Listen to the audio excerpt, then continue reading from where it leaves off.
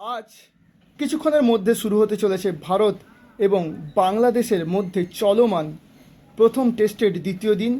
প্রথম টেস্টের প্রথম দিনে ভারত বাংলাদেশের বিরুদ্ধে দিনের শেষে 6 হারিয়ে 339 রান করেছে।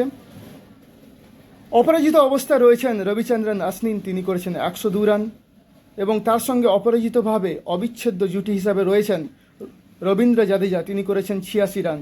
আজকে একটা ইন্টারেস্টিং ফ্যাক্ট আপনাদের সামনে তুলে ধরছি। এখনও পর্যন্ত রবিচন্দ্রন অশ্বিন এই টেস্টের আগে পাঁচটি সেঞ্চুরি করেছেন, যেখানে ভারত জিতেছে 4বার, একবার ড্র হয়েছে। তো উইনিং পার্সেন্টেজ আমরা ধরতে পারি 80%।